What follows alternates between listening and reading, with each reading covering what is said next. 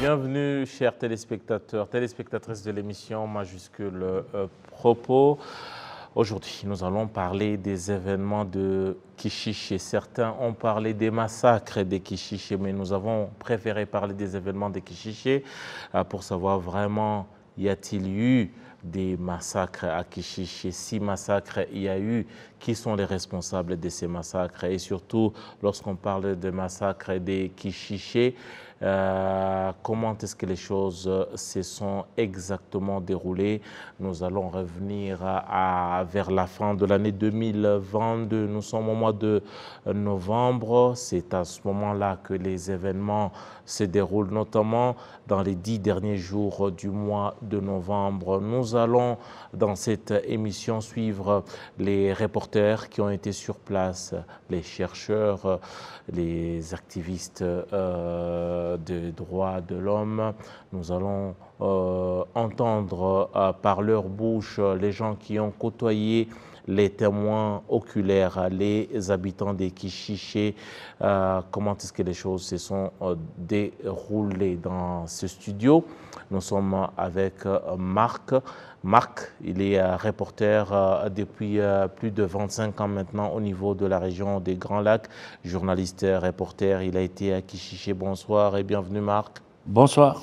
Voilà, bienvenue et surtout c'est toujours un honneur d'être avec vous. Nous sommes avec également Gatete Nilingabo Ruhumuriza. Il est avocat de profession, il est également activiste des droits de l'homme. Gatete a également été sur place à Kichiché. Nous sommes dans le Nord Kivu, dans le territoire des Rutshuru. Gatete, bonsoir et bienvenue. Bonsoir. Ça va? Ça va. Voilà. Merci à tous les deux. Tout d'abord, la question qu'on pose. Gatete, tu as été au Mozambique. Marc, vous avez couvert cette région des Grands Lacs, tous les événements qui, malheureusement, pour la plupart, quand il y a la sécurité, ce n'était pas toujours facile, un contexte assez difficile.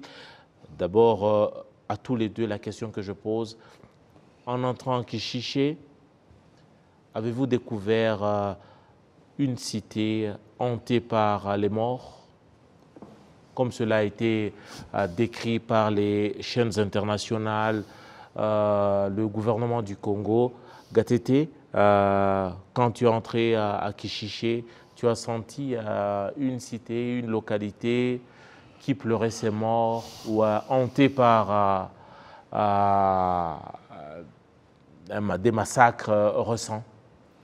Non, en fait, quand on arrive à Kichiché, la première chose qui me frappe quand j'arrive, c'est le niveau de pauvreté. À Kichiché, les morts, non. C'est le niveau de pauvreté. Il n'y a rien. En fait, dès que j'arrive, je me dis, parce que j'avais entendu trop parler de Kichiché, n'est-ce pas? Tous les politiciens de partout qui parlaient de Kichiché, des massacres, etc. J'arrive dans un village reculé complètement. Il n'y a rien, il n'y a absolument rien. C'est un tout petit village. Il n'y a même pas des facteurs de production. Vous savez, quand vous arrivez dans un petit village, il doit y avoir un moulin, un marché, des boutiques, un étable, ou une boucherie, ou un truc comme ça. Il n'y avait rien. C'est un village où les gens vivent de l'agriculture pour le compte des FDLR. Et donc la première chose qui me frappe, c'est cela. Je me dis, oh, tant de bruit. Les gens en fait, ces gens-là ne savent pas d'où il s'agit. Ils utilisent ça à des fins politiciennes pour brandir le massacre qui serait passé dans un coin reculé. Mais en fait, ils ne savent pas, ils ne sont jamais... Effectivement, quand vous demandez aux gens de Kichiché, ils vous disent les militaires des FARDC, on s'en souvient, ils sont passés ici il y a 10 ans ou quelque chose comme ça. Mais c'est un village complètement reculé, à la merci totale des FDLR. Les FDLR ont des femmes là-bas, des enfants là-bas. Ils vivent à côté, ils perçoivent des taxes. Quand on va cultiver dans les champs qui ne sont pas loin de Kichiché, on doit payer des taxes au FDLR, voire travailler pour le FDLR, cultiver pour le FDLR. Mais il n'y avait pas de... Ils étaient traumatisés par la guerre, justement, parce que plus de la moitié de la population de Kichiché avait fui. Donc il y avait peu de gens qui étaient en train... En fait, il y a des gens qui reviennent et nous trouvent là-bas, sur place. Ils disent, on vient d'arriver.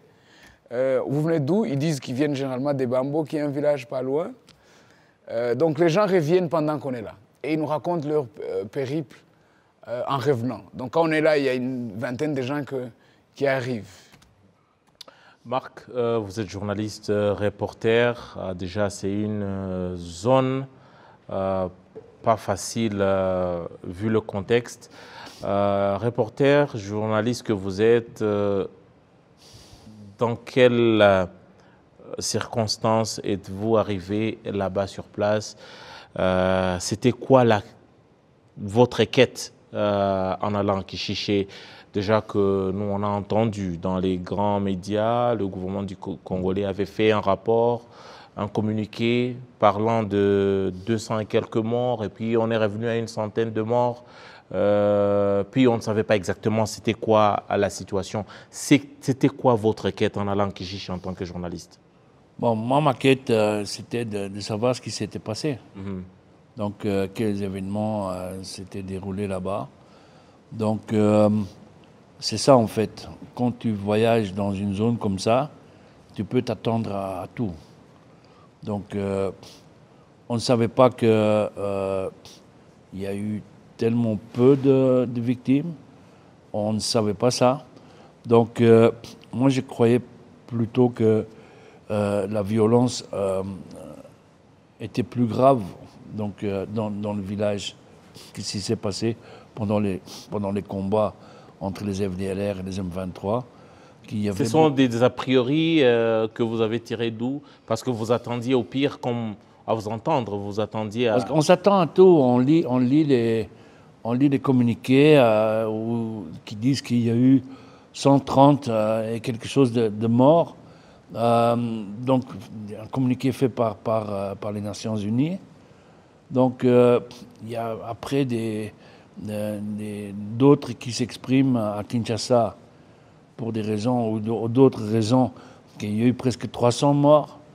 Il y avait un autre rapport, je crois, de AFP qui disait plus que 100 morts.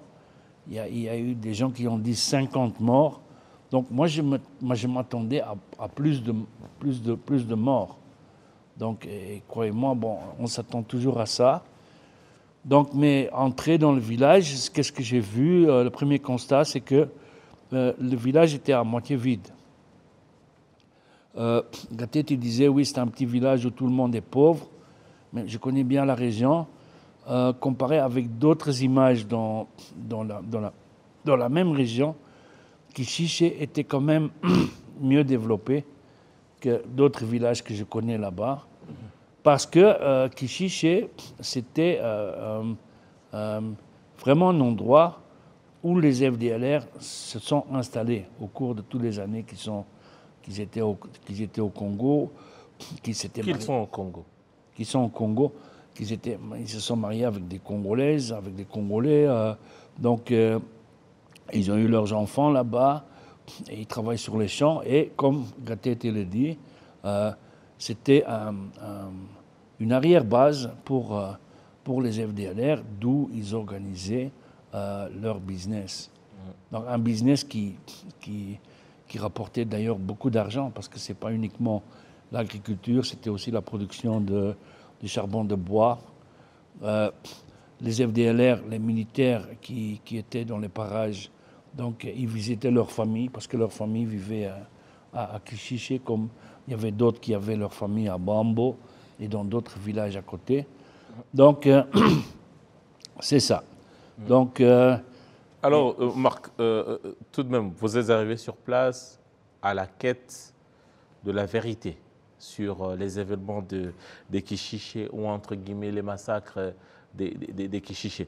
Marc, d'où le journaliste que vous êtes, l'expérimenté que vous êtes, d'où pensez-vous que ces chiffres sont venus tout de même? En parlant à la population locale, avait-il connu, par exemple, un groupe ou d'autres personnes, chercheurs ou d'autres journalistes arrivés là avant vous pour s'acquérir de la situation, identifier ces morts? Non. Donc, il n'y a eu personne pour vérifier. Donc, les chiffres qui étaient avancés par le UN étaient basés sur des recherches, bon, entre parenthèses, qu'ils ont fait à Bwindi, c'est au nord. là, il y a eu beaucoup de réfugiés de Kishiché. Il y a des gens qui ont fui. Donc, ils ont parlé avec la population locale. Mais il faut savoir, ça aussi, il faut prendre ça avec un petit peu de sel et de poivre. Parce que la plupart des gens qui avaient fui les lieux, c'était des gens qui étaient liés directement ou indirectement avec les FDLR, avec la société civile locale qui était aussi liée avec des FDLR. C'était des gens qui vivaient bien avant l'arrivée des M23, qui avaient leurs avantages. D'ailleurs, la population locale, et là, Gatete peut confirmer, nous a dit qu'il y avait même des gens qui ont posé des questions devant la caméra. Il dit, mais comment c'était avant? Comment vous viviez? Et il nous disait, entre les lignes, que ce n'était pas si mauvais que ça pour beaucoup d'entre eux. Donc, et que pour eux, ça restait la même chose, que ce soit les M23 qui étaient là, ou les FDLR, tant qu'ils pouvaient vivre leur vie en toute tranquillité, en toute sécurité. Donc, et c'est vrai, avec les FDLR, il y a eu une espèce de stabilité dans ces villages. Donc, et les gens n'avaient pas peur de dire ça. Donc, oui, c'est ça. Mais je crois qu'aussi les chiffres, oui, les chiffres des Nations Unies, parce que j'ai eu une discussion avec un collègue là en Europe qui me disait, oui, Marc, vous êtes parti là-bas avec les M23, hein, et blablabla, et tes recherches ne peuvent pas être, objectives, donc considérées comme la vérité. Je dis, mais écoutez, moi, parole d'homme, on a parlé avec les gens, c'était des discussions spontanées. Ils ne nous ont pas menti. Les M23 ne les ont pas obligés de dire certaines choses ou de mentir sur certaines choses, sur d'autres choses. Donc, c'était spontané. Donc, et dans chaque zone de guerre où on va, on ne peut pas y aller seul. Moi, j'ai fait ce boulot depuis plus que 30 ans. Croyez-moi, je me suis tapé une trentaine de guerres dans ma vie. Et jamais dans ma vie, je me suis promené seul là-bas. J'étais toujours avec un ou l'autre groupe. Qui contrôle les lieux. Qui contrôle les lieux et très radical à l'époque. J'étais au Liban dans les camps de réfugiés palestiniens avec des membres du groupe Abu Nidal. Et ça, c'est des vrais terroristes. Pour être protégé, j'étais au Cambodge avec les Khmers rouges de Pol Pot. Et ça, c'est aussi des castards qui sont dangereux. Donc, et maintenant, on était avec les M23. Comme la plupart d'autres journalistes qui travaillent au Congo travaillent sous le contrôle du FARDC et même les FDLR. Donc, tu as déjà été avec les FDLR? J'étais souvent avec les FDLR, moi.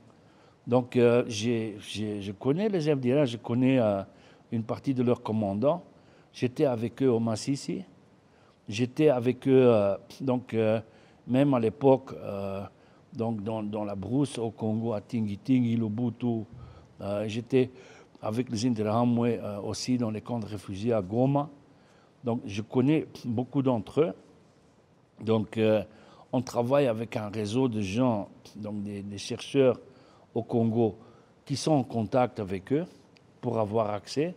Et parfois, ils parlent. Ils s'expriment. Ils s'expriment. Donc, oui, on a fait ça. Donc, on n'a pas eu peur pour faire ça. Donc, et là, il n'y a pas de problème. On ne se fait pas critiquer, mais maintenant... Parce que avec les images, on a vu des images défiler sur la toile, notamment sur Twitter. Écoutez, il y a eu un groupe des reporters, chercheurs venus du Rwanda qui sont allés là-bas. Déjà, est-ce que l'accès est accordé à tout le monde? Là, je parle au journaliste que vous êtes. Aujourd'hui, tout journaliste qui soit de la partie contrôlée par les FARDC, qu'ils viennent de France, qu'ils viennent des États-Unis, est-ce que ce groupe des rebelles, ces M23-là, est-ce que la porte est ouverte pour tous les reporters? Je crois que la porte est ouverte pour les reporters de bonne volonté. Donc, c'est quoi un reporter de bonne volonté de bonne volonté, c'est un reporter qui s'ouvre pour toutes les opinions. Mais, Garde un esprit ouvert. Qui a l'esprit ouvert. Vous pensez qu'avec l'évolution des événements aujourd'hui, certains reporters ont perdu ce côté-là professionnel? Oui, oui et non. Donc, il y a aussi une partie des reporters qui ne savent pas comment on les utilise et comment on les manipule. Donc, ça, c'est parce que je lis parfois des articles dans les journaux belges ou dans les journaux français qui sont entièrement à côté de la plaque. Donc, et là, je connais les journalistes et je parle avec eux. Je dis, mais écoutez, ça et ça, mais on ne savait pas. Ils ne se posent pas cette question. Donc, ils reprennent ce que les agences de presse leur fournissent et ils vont faire quelques interviews à Paris ou à Bruxelles. Et pour eux, c'est ça.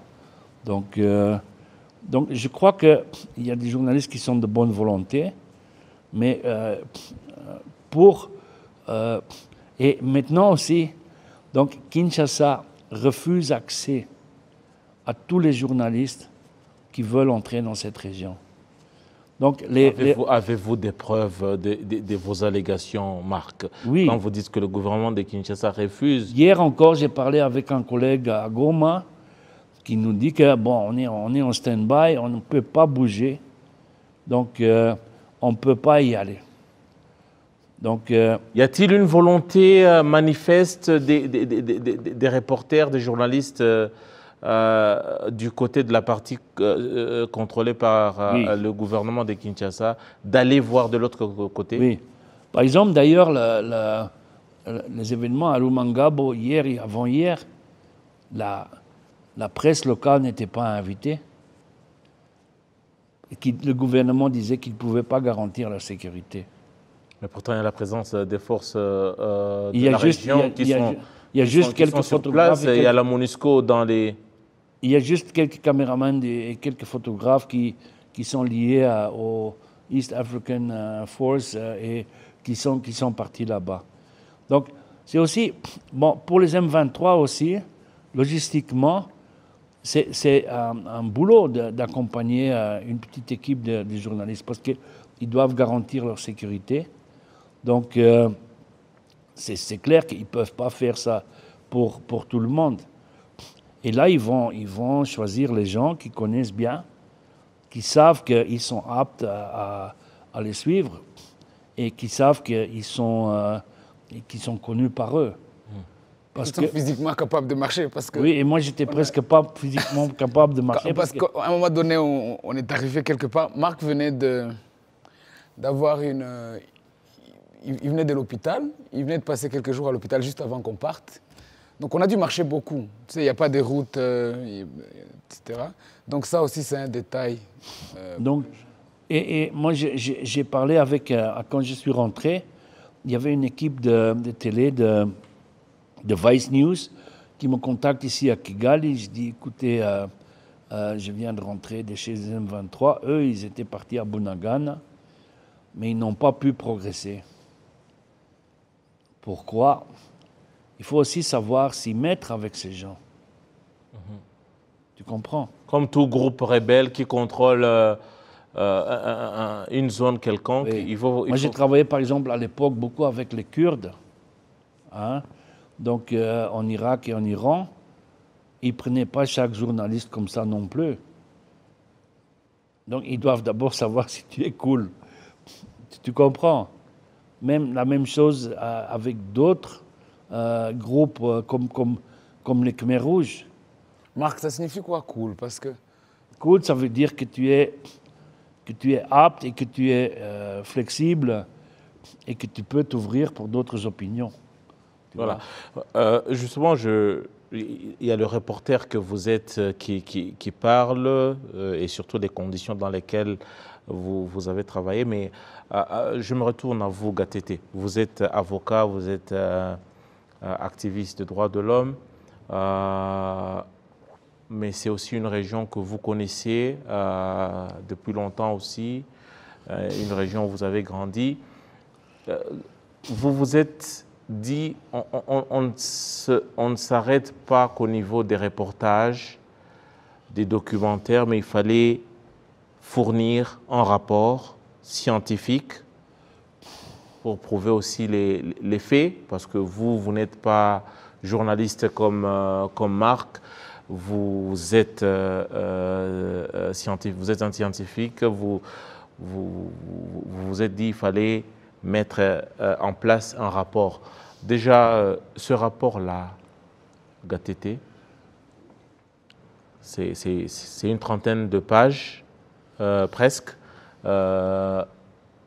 De quoi est-ce que ce rapport est constitué? Et surtout, à qui est-ce que ce rapport est dirigé? Premièrement, vous êtes dit, on fournit ce rapport avec notre équipe, mais avec une audience bien précise qui doit le lire. Le rapport va servir qui il veut. Je ne m'inscris pas dans l'activisme, en fait, dans cette démarche. J'étais pendant presque 3 ans chercheur senior fellow dans un think tank. Donc moi, mes instruments, Marc, ses instruments, c'est l'audiovisuel, c'est ce qu'il fait. Mes instruments, c'est des rapports, des documents de ce style. Donc chacun a rendu compte de ce qu'il a vu avec les outils qu'il possède. Selon son domaine?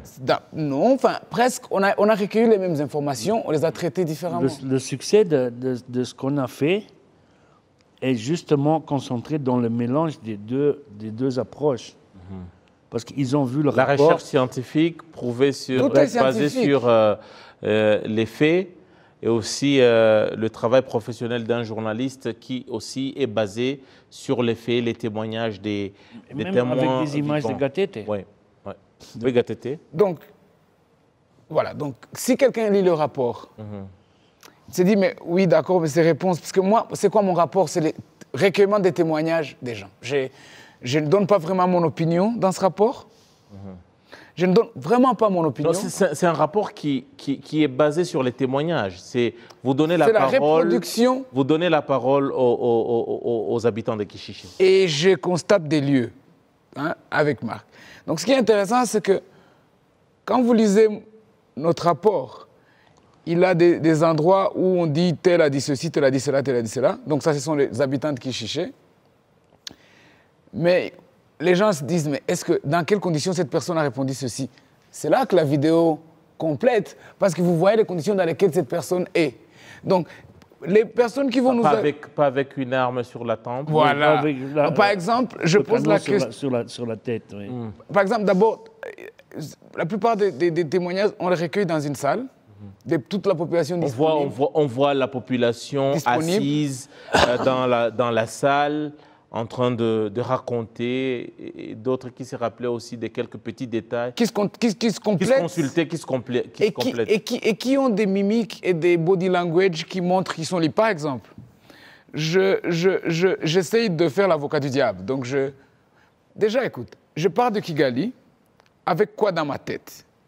Voilà l'image que nous a peint la MONUSCO, le gouvernement congolais. L'image est celle-ci. Des adventistes étaient dans une église en train de prier. C'est l'image avec laquelle je pars d'ici. Le M23 est venu, et puis il y a eu des milices qui sont venues, qui se sont cachées avec ces gens qui priaient. Le M23 est venu à tout raser. D'une part... Massacre systématique. On parlait de massacre systématique. Comme Maniamat à l'époque. Avec des armes... une caricature génocidaire, en fait. En fait, on peint une situation où des gens sont en train de prier, hommes, femmes et enfants. Une milice vient, se cache parmi eux. Le M23 vient, tue la milice et rase l'église, brûle des maisons, prend en otage des femmes pour des exactions sexuelles, etc., tue des enfants, des femmes, des hommes, rase le village. C'est ça qui est écrit dans les rapports Il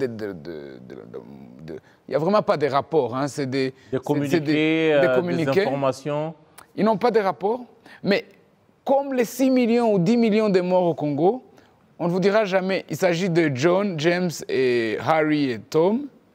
On ne vous dira pas il s'agit de tel, on ne vous dira pas l'identité des gens, on ne vous dira pas d'où ils viennent, etc. On va dire, on vous donne une image comme ça.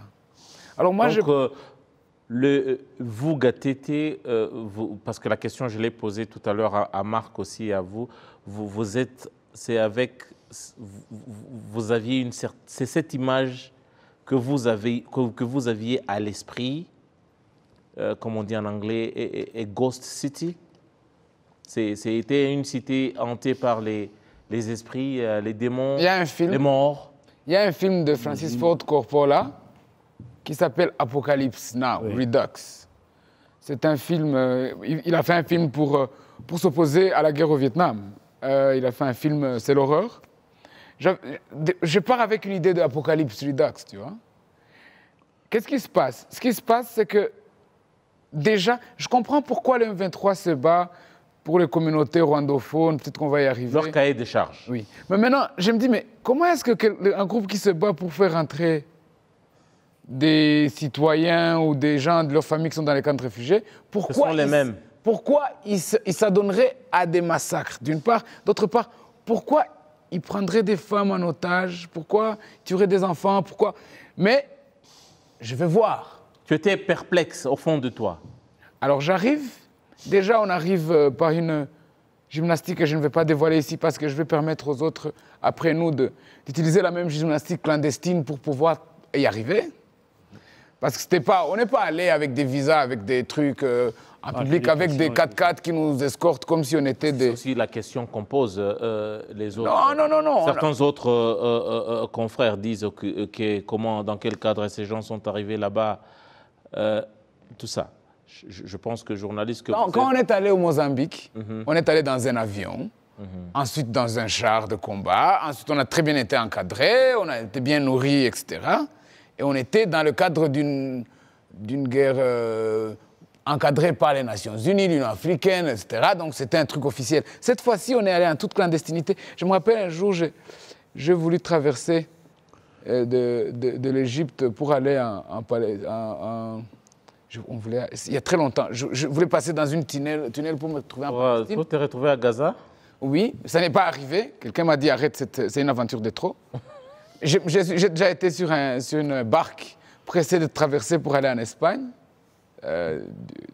Pour voir Maroc. Comment est-ce que... Je faisais des reportages, enfin, je faisais des enquêtes sur les droits humains. Puis mais cette fois-ci, etc. Des petites aventures comme ça. C'était pratiquement la même aventure. D'après les M23, on est tombé dans des embuscades. Donc les FDLR, quand les photos de Marc et de Albert font surface sur la toile, il paraît qu'il y a des embuscades. On a survécu. Mais non, pour vous dire, vous savez, c'est la RDC qui dit mais on est arrivé sans accréditation. Mais accréditation... Les journalistes, ils n'ont pas vraiment tout le temps besoin d'accréditation, surtout dans des conditions particulières. Quand on veut aller voir le FDLR, on ne va pas au ministère des médias de la RDC à Kinshasa pour demander la permission d'aller visiter le chef des FDLR ou des Mai Mai ou du M23. C'est pas comme ça que ça fonctionne le journalisme. Sinon, il n'y aurait pas de journalisme. C'est comme... Donc, on est allé vraiment dans la clandestinité. Et lui, il a plus d'expérience que moi. Donc, d'ailleurs, un jour, il m'a dit, si ça commence à tirer, tu te mets derrière moi. Alors, on rentre sur le rapport. Alors, j'arrive à Kichiché. Ce que je veux, c'est qu'est-ce qui s'est passé ici. Imagine-toi que quand j'arrive, le M23, tu m'entends?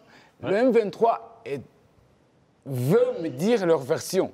Ils veulent me dire, nous, on a une mission, on est arrivé ici, les FARDC se mélangent avec les FDL. Donc, ils ont une version à me donner. J'évite ça. OK? J'ai vu au Rwanda... Tu avais ton plan de travail. J'ai vu au Rwanda. Le Rwanda des accusations contre le Congo, 1, 2, 3, 4, 5, 6. J'évite ça aussi. Qu'est-ce que nous, on a fait? On a seulement dit ce que la population de Kichiché. C'est un rapport sur Kichiché. Je ne vais pas refaire la RDC. Je ne vais pas refaire les guerres de la RDC. C'est un rapport sur Kichiché. J'arrive à Kichiché. Première chose que je fais. Heureusement que les gens de Kichiché parlent la même langue que moi. Ils parlent Kinyarwanda. un peu de Kiswahili, mais la plupart des gens dans le Rutshuru, c'est le Kinyarwanda. Un peu de français aussi. Hein. On À a peine. trouvé à Kichanga un journaliste indépendant qui parlait très bien français. Mais sinon, dans cette zone-là, on parle Kinyarwanda. Que ce soit les militaires du M23, que ce soit la population de là-bas, que ce soit les FDLR qui sont là-dedans, que ce soit tout le monde parle Kinyarwanda. D'où on les appelle les Rwandais. Ce sont des Rwandais, oui, mais ce sont des Rwandais congolais. Donc ce sont des Rwandais dans le sens où ils ont des affinités avec nous. Donc il faut arriver pour comprendre exactement. Oui, donc quand on dit... En fait, les gens qui disent les choses, il faut vraiment qu'ils aillent voir. Hein. Enfin bref, j'arrive à Kishiché. Encore une fois, j'ai vu au Rwanda, donc je sais ce que le Rwanda, le gouvernement veut faire entendre. J'arrive là-bas, le M23 aussi a des choses à me dire. Mais j'évite tout ça. Je vais voir les femmes, les hommes, les enfants. Je leur demande qu'est-ce qui s'est passé ici. Mais maintenant, ce qui me choque, c'est que tous les films, on a tué des enfants. On n'a tué aucun enfant qui cherchait. Aucun enfant est mort. Aucune femme est morte. Aucune personne n'a été abducted. Les Nations Unies disent qu'il faut que le M23 relâche les gens qu'ils tiennent en otage. Les gens partent, reviennent. Il y a même une femme qui dit « Qu'est-ce que je viens faire ici ?» C'est parce que j'ai faim, c'est pour ça que je suis revenu, mais je n'aimerais pas revenir ici. Les gens partent et reviennent comme ils l'entendent. Donc je me dis, mais pourquoi est-ce que... Entre Kishiché et Bambou. Et Bambou, si tu veux aller où tu veux. Je me dis, mais pourquoi est-ce que... Donc en fait, ce que j'avais en tête, heureusement qu'il fallait garder un esprit ouvert, parce que tout ce que j'avais en tête est balayé au premier contact avec Kishiché. On me montre les tombes. Ce ne sont pas des fosses communes, c'est des tombes individuelles, 8 tombes individuelles. Des gens qui sont... Justement, là, j'aimerais qu'on puisse aussi rentrer dans le vif du sujet, parce que dans les communiqués qu'on a suivis, dans les brèves sorties par des agences internationales, on parle des massacres, on parle des fosses communes qui se trouveraient à Kishiché et dans les environs. Mais pour vraiment toucher les faits, il y a une date, c'est une série des dates, c'est une séquence des dates. Oui. La date du 21 mars, du 21, je voulais dire Marc, la date du 21 novembre. En fait, c'était le 22. Non, je dis 22. le 21, Oui.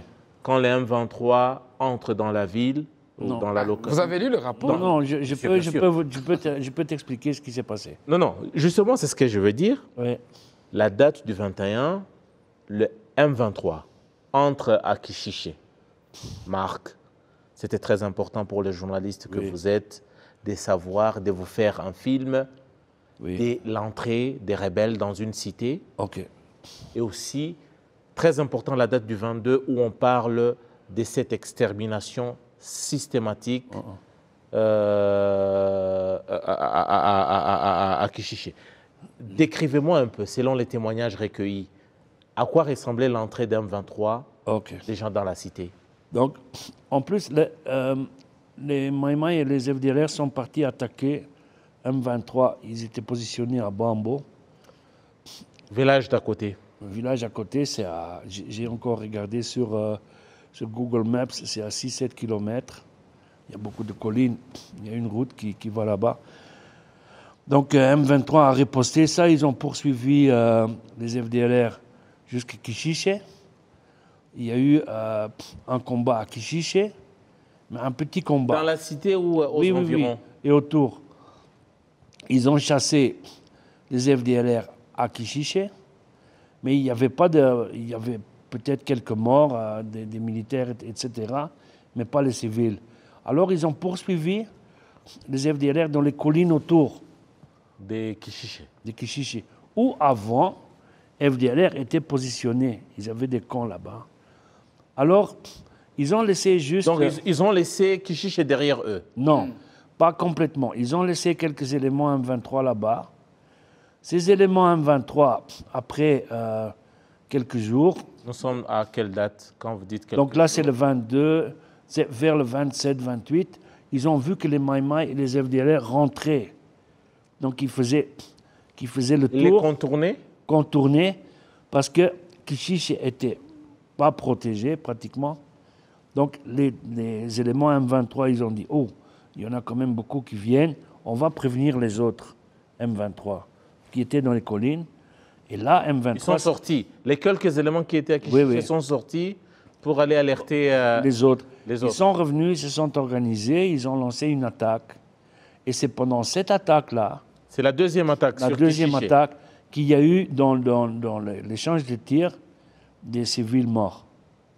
Je veux juste savoir aussi un autre élément très important. Gatete, tu vas aussi nous aider parce que est-ce que la deuxième attaque sur Kichiché, lorsque vous dites qu'il y a eu quelques éléments M23 qui sont restés dans le village, qui sont allés alerter les autres partis dans les montagnes à la recherche, à la poursuite des FDLR, comment est-ce que l'entrée des FDLR et Maïmaï s'est effectuée, encore une fois, à Kichiché? Sont-ils entrés en se battant ou par infiltration? Non. Donc, Kichiché, c'est où? Kichiché, c'est un village à l'entrée de la forêt du parc national de Virunga, et puis à l'entrée d'un espace immense qui s'appelle Domaine. Domaine, c'est là où l'agriculture se passe, du cannabis, des vivres, etc. Propriété privée du FDLR. OK? Tout le monde... Ça, c'est Gatete qui part. Mais non, mais c'est vrai. Oui, mais c'est vrai. Et aussi base du FDLR. C'est une sorte de production inouïe. Il paraît qu'ils sont entre 1 million, 1,5 million $ par jour de revenus. Donc c'est vraiment un gros espace. Hier, j'ai lu que tous les revenus des FDLR, donc en une année, dans la région de Rutshuru, net, était de 76 millions de dollars par an. De quoi s'équiper, de quoi être... Non, non, ils ont des Équipés, ils appartements doivent à même pas Bruxelles. s'équiper parce qu'ils reçoivent les armes gratuitement. Non, ils ont des appartements de Bruxelles à l'Afrique australe, à Kinshasa, à Goma. Non, ils sont riches. Mais bon, on ne va pas entrer dans cela. C'est un autre... Revenons aux événements. C'est une autre émission. Il faudra nous réinviter, nous offrir encore du café. Alors aujourd'hui... Du café, il y en aura toujours. Avec deux sucres. Ouais. Moi, ils n'ont rien mis, ils n'ont pas mis de sucre. Alors aujourd'hui, donc les M23 prennent d'abord Bambo. Bambo, c'est un peu la zone de centre de négoce de Kichiché. Donc, si vous voulez acheter une chemise, vous quittez Kichiché, vous allez à Bambo. Si vous voulez acheter un pantalon, vous allez à Bambo. Parce que Bambo, c'est pas vraiment le village. Centre commercial. Centre de négoce. Alors, M23 prend Bambo. Donc, Kichiché est prévenu. Alors, les FDLR et Maïmaï et les FRDC qui se battent ensemble, c'est repli sur Kichiché. En prenant Bambo, il n'y a personne qui est mort. Premier jour. Quand ils arrivent sur Kichiché, ils se réorganisent, ils commencent à pilonner Bambo. Vous me suivez? Le lendemain. Donc, quand ils pilonnent Bambo, une femme est morte, Mama Kamuzungu. Identifié. Oui. Elle s'appelle Mama Kamuzungu. Un obus tombe sur sa maison et la tue. Bon, obus, projectile venant de Kichiché.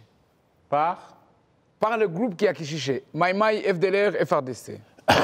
Maintenant, le M23, évidemment, ne peut pas rester à Bambo parce qu'ils sont exposés et la population, en restant là-bas, ils exposent aussi la population aux attaques, etc. Donc, quand Mama Kamuzungu meurt, le M23 avance sur Kichiché. Vous me suivez? Donc, ça, c'est le lendemain. Ils avancent sur Kichiché. Donc, quand ils arrivent à Kichiché, ils repoussent les combattants avec qui ils se battent à Kichiché. Il n'y a personne qui est mort ce jour-là. Maintenant, ils traversent Kichiché. Ils laissent certains éléments là-bas. Mais le clair des M23 avance, suivent dans le domaine là dont je t'ai parlé, suivent les FDLR, Maïmaï, FRDC, etc. là-bas. Mais ceux qui restent organisent même les autorités locaux. Tu te souviens, ils disent, bon, c'était qui le maire? Ils disent, le maire, il a fui. Mais il y a son maire ou chef de quartier avait fui, il y avait son adjoint. Il dit, OK, monsieur l'adjoint, c'est vous qui êtes en charge, etc.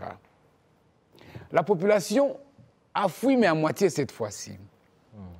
Le M23 continue dans la zone de domaine jusqu'à ce qu'il ils prennent une grosse partie de ça.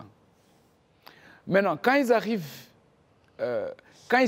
pendant qu'ils sont là, les quelques éléments qu'ils ont laissés pour organiser l'administration locale, hein, ils partent aussi parce qu'ils sont signalés l'arrivée des... Pourquoi est-ce que les Maïmaï arrivent? Parce que si les M23 partent comme ça, les Maïmaï ont contourné parce que la zone est immense et les M23 ne sont pas partout. Ils n'avaient même pas encore sécurisé la zone, ils étaient encore en pleine bataille. Oui, Marc, et aussi, vous voulez rebondir? Oui, très important. Donc pour les FDLR, c'était primordial de ne pas quitter cette zone parce que c'est leur berceau, c'est leur sécurité, c'est leur maison, c'est chez eux là-bas. S'ils quittent ça, ils n'ont plus de stabilité. Et puis ils ne peuvent pas évacuer leur vivre, leur production de... Comme maintenant, donc M23 a poussé vers Ishacha, donc là au nord. Ça aussi, c'est une autre région qui était entièrement contrôlée par les FDLR pour se faire de l'argent et pour vivre et pour la sécurité. Si l'FDLR perd cette base donc commerciale, ils sont finis. Donc même jusqu'à présent d'ailleurs, Kishiché, quand vous dites Kishiché, pourquoi est-ce que, et ça je l'ai pas, personne ne me l'a dit, c'est ma propre déduction, peut-être que je devais me limiter à ce qu'on m'a dit, ce que la population dit, mais Kishiché est important dans le sens où c'est la sortie, c'est le gateway des domaines. Ça on me l'a dit au moins, ça c'est les populations m'expliquent. Mais ce que je vois aussi, c'est que c'est aussi, domaine c'est la grosse source de revenus du FDLR. Enfin bref, M23 part, je vous répète, Bambo aucun mort, Kishiché aucun mort. Le lendemain, Bambo un mort, tué par un obus venant de Kishiché. Kishiché, le lendemain, pris par le M23. Le M23 avance. Et puis, les Maïmaï et les milices locales reviennent, les contournent, établissent des embuscades. Les M23 continuent à se battre dans le domaine. Ils repoussent leurs ennemis. Ils détiennent le domaine. C'est en rentrant qu'ils trouvent une embuscade. Et puis ça, c'est très important. Kishiché était un village, n'est-ce pas? L'embuscade se passe à la partie nord, au flanc nord de Kishiché, pas dans tout le village. Les gens qui sont morts dans Kishiché sont morts dans l'embuscade. Il n'y a eu aucune tuerie dans l'église. L'église est juste un centre de rassemblement où on a appelé tout le monde et on a amené les gens qui sont morts pour que les gens les identifient. Mais personne n'est mort dans l'église. Les gens sont morts dans l'embuscade à l'entrée de Kishiché. En venant des domaines de la forêt, à l'entrée, il y a une embuscade Maïmaï. Les gens qui sont là-bas, ce sont les gens qui sont morts. Aucune maison n'a été brûlée à Kishiché. C'est faux. On aurait même vu la maison en question. Aucun enfant a été tué. Aucune femme n'a été tuée. Personne n'a été violé. Parce que dans notre rapport, on parle de prohibited acts in international humanitarian law. Aucun enfant. Et la femme, on a encore la vidéo. Je lui dis, mais est-ce qu'il y a un enfant qui est mort ici? Elle dit, batoto apana na ba maman apana. Pas de femme, pas d'enfant. Pas de viol, pas de brûle, il n'y a rien qui a été brûlé. Vas-y. Donc c'est très important aussi de dire que pendant le combat, donc les FDLR et les Maïmaï ne portaient pas d'uniforme. Et quand ils ont vu que ça... Ils sont confondus à la population locale, ils se sont infiltrés. C'est une stratégie que, bon, il faut le dire, c'est une stratégie qu'ils utilisent très souvent. C'est vraiment la guérilla. Donc, et dans cette confusion, on ne peut même pas savoir quelle balle a tué qui. Parce qu'eux aussi, ils peuvent riposter aux M23. Il peut y avoir des balles perdues qui touchent des innocents. Donc, c'est ça. Donc, puis, le truc que je veux... Une seconde. Ouais. Même si dans cette embuscade, il y a eu 19 morts, 8 civils, 11 milices, n'est-ce pas? Même si les balles perdues qui ont tué ces gens pouvaient provenir en même temps des Maïmaï et des FDLR, les gens de cette société, de communauté de là-bas, qui sont proches des Maïmaï, accusent le M23. Ils disent que les 19 personnes ont été tuées par le M23. Même si en réalité, c'était dans une bataille. Mais nous, on croit ce qu'on nous dit, n'est-ce pas? Ils ont dit que toutes les 19 personnes on connaît 19 personnes, dont 8 sont originaires de Kishiché. 11, on ne les connaît pas. Enfin, on les connaît, mais ils ne sont pas d'ici, ils ne vivent pas ici. On les voit, etc. Ce que moi je veux savoir, parce que nous sommes à 10 minutes de la fin de l'émission, alors, si les gens sont morts... Les gens sont morts. S'il y a eu l'identification de ces gens, Oui. Marc, s'il y a une connaissance précise sur l'identité de chacune de ces personnes, Même le numéro de téléphone. le rapport Oui. va jusqu'à donner certains détails précis sur les gens qui sont morts. En parlant, il y a une journaliste, reporter qui a été sur place avec vous, Adeline, Oui. que j'ai eu récemment, qui m'a dit que même après votre passage à Kishiché, quelqu'un l'a appelé en disant il y a une des personnes qui était sur la liste des personnes mortes qui est revenue au village, qui aurait fui les combats et qu'on avait identifié comme une personne morte. Alors, je veux savoir à qui cela profite de gonfler ces chiffres-là et pour quel but? Qu'est-ce qui se passe? D'abord, à quelques jours... D'abord, je vais mettre les choses dans le contexte. Hein. Donc, il y a eu quelques mois auparavant, donc on est en train de tuer des Banyamulenge dans le sud Kivu. Maintenant, toute la communauté internationale s'offusque sur le fait qu'on est en train, que les milices locales sont en train de tuer les Banyamulenge dans le sud Kivu. Kichanga aussi. Hein. Alors, qu'est-ce qui s'est passé?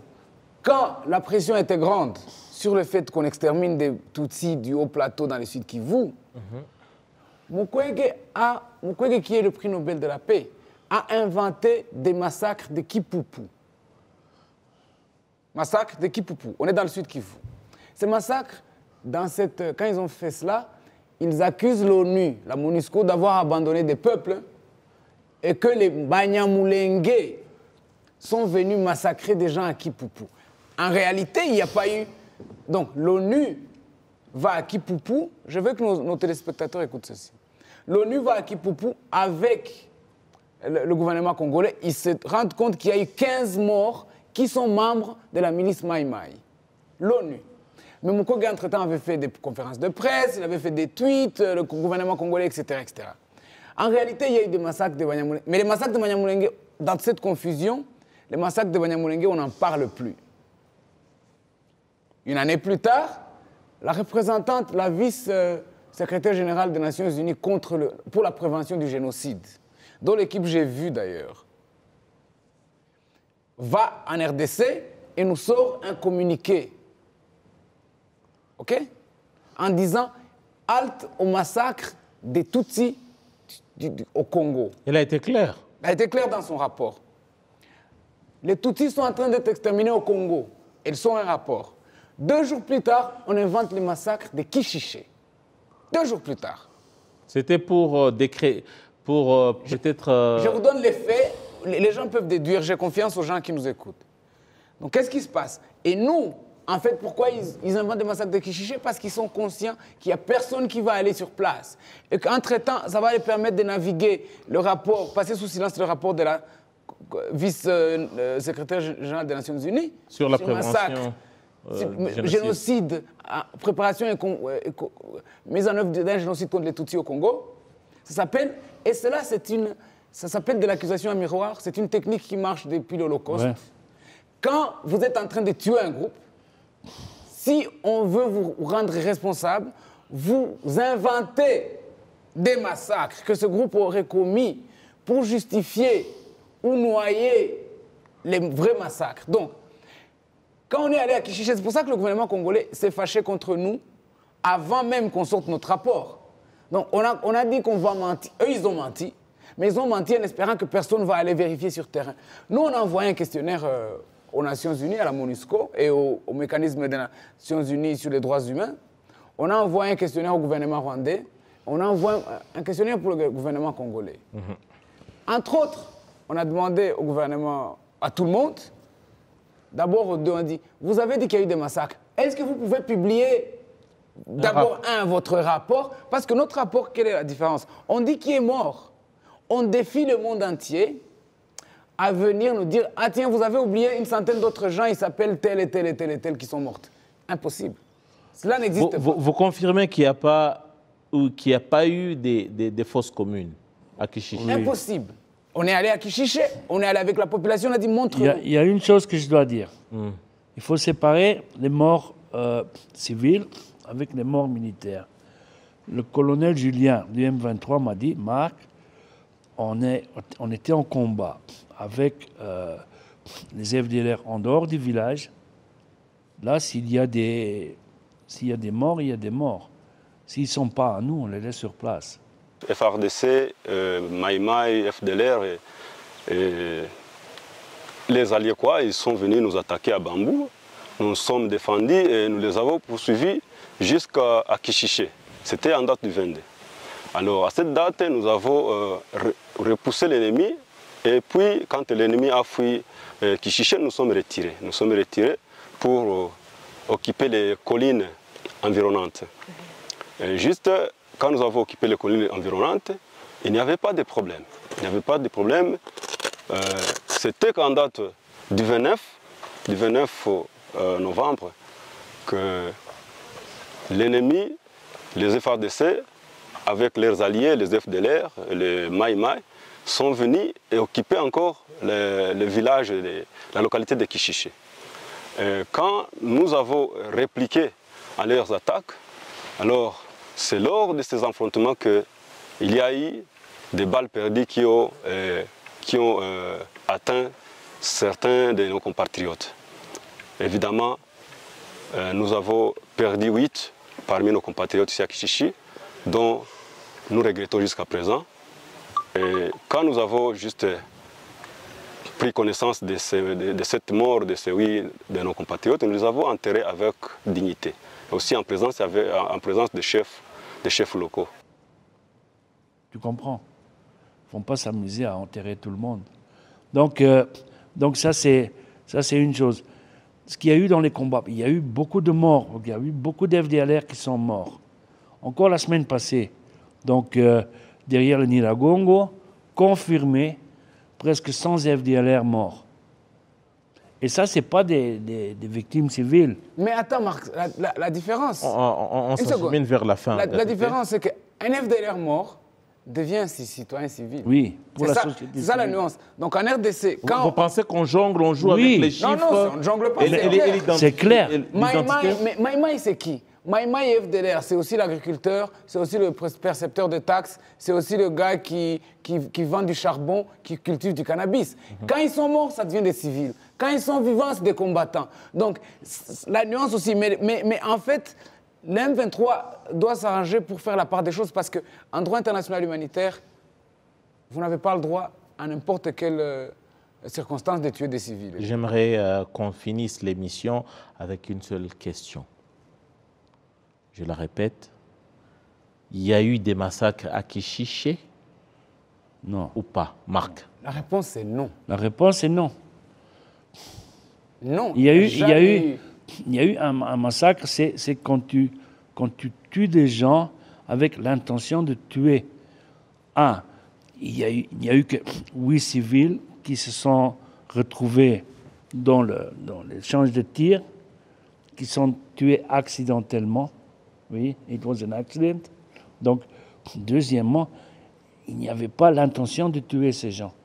Donc, c'est quelque chose qui se produit dans et je l'ai témoigné dans beaucoup de pays et sur beaucoup de lignes de front au monde, donc dans le monde. Donc, les gens se sont retrouvés là-bas accidentellement. Il n'y a pas eu des massacres. Il n'y a pas eu 100, 200, 300 morts. Là, c'est juste une invention. Donc, et là, je suis sûr, des gens à Kinshasa qui pensent qu'ils peuvent mentir sans que quelqu'un soit capable de vérifier leurs mensonges. Voilà, ça c'est le reporter journaliste que vous êtes depuis plus de 30 ans. Vous avez été pas que dans la région des Grands Lacs, vous nous avez parlé du Cambodge, du Liban et d'autres parties du monde qui parlent. Donc, et on doit considérer votre expérience et surtout votre professionnalisme. Gatete, le chercheur, l'avocat que vous êtes, vous confirmez qu'il n'y a pas eu de massacre à Kichiché? Dans le mot massacre, il y a le mot masse. Il n'y a pas eu de masse de Kichiché qui est morte. Il y a eu 19 morts à Kichiché. 8 civils, 11 combattants. Donc il n'y a pas eu massacre. Premièrement. Deuxièmement, on a envoyé un questionnaire je vous ai dit tout à l'heure. Les Nations Unies nous ont répondu. Et j'ai mis ça dans le rapport. Ils expliquent comment ils ont fait leur méthodologie, etc. Mais je leur dis, est-ce que vous pouvez donner l'identité des gens qui sont morts? Ils disent non, on n'a pas des gens qui sont morts, on n'a pas leur identité. Par contre, on a l'identité des gens qui nous ont répondu, mais on ne peut pas dévoiler ça pour leur sécurité. Donc nous, parce qu'au Rwanda, on a l'habitude des rapports et même des bouquins de allegation by people who cannot be revealed for their security, tu vois? Des gens nous ont dit des choses, mais on ne peut pas dire qu'ils sont ces gens pour leur sécurité, mais ils nous ont dit que la Terre est plate, ils nous ont dit n'importe quoi. Donc nous, on a fait quoi? Les gens qui nous ont dit, on a identifié nos témoins, on a identifié les victimes, on a écrit nommément les gens dans le rapport. Maintenant, nous, on aimerait bien qu'un groupe plus indépendant que nous vienne nous contredire. Et en fait, cela, j'espère que les Nations Unies ne vont plus être induits en erreur la prochaine fois, parce que quand je vois qu'ils ont répondu à notre questionnaire, je pense que la prochaine fois que le Congo invente des massacres comme ça, je pense que les Nations Unies ne vont pas les suivre. Voilà, ça, il s'agit du rapport qui est appelé le rapport des Kichiché, publié en date du 30 décembre 2022. C'est un rapport très récent. Où est-ce que le rapport, on le retrouve? Sur son blog. Sur mon blog, mais aussi sur mon blog, c'est gatteteviews.rw. Sur mon Twitter. .rw, mon frère. Je suis au Rwanda. On parle français là, oui, on parle français. .rw. Mais sur mon Twitter, c'est @gatteteviews. Sur son Pan-Africa. C'est attends, on va y arriver. Sur son Twitter, c'est @Mark Husteins. Oui. Mais l'article est en fait publié. On a donné le droit de publication à Pan-African Review, qui est un magazine panafricain sur lequel beaucoup d'Africains écrivent. Et il faut aller sur @PanReview, non, @PanReview sur Twitter, mais aussi à www.panafricanreview.rw. Ce qui est étonnant, c'est qu'il n'y a eu aucun argument valable qui pouvait nous challenger votre rapport. La seule chose, c'est des mensonges, des menaces et des insultes. On a fait un pari. Un dernier mot. On a fait un pari. On a dit, Marc, pour qu'on regarde si notre rapport est de bonne qualité, on va voir quelqu'un qui va nous attaquer sur la méthodologie, etc. Si les gens nous insultent, menteurs, voyous, voleurs, etc., donc c'est un bon rapport. Et c'est ce qu'on a trouvé. Voilà, à moi aussi d'ajouter, parce que nous avons un public, et surtout c'est l'actualité au niveau de la région, le rapport est aussi bien en français, disponible en français et en anglais. C'est-à-dire que tous les publics peuvent le consulter. C'est carrément un livre ouvert à tout le monde. C'est un rapport ouvert à tout le monde. Merci à tous les deux et surtout pour le grand travail que vous avez fait. Gatete, je rappelle que vous êtes avocat de profession.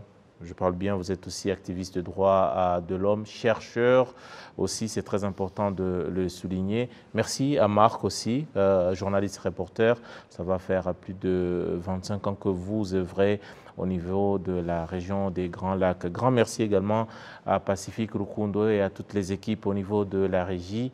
Je m'appelle Edis Abiti, j'aurai tout le plaisir de vous retrouver très prochainement pour un nouveau numéro Majuscule Propos.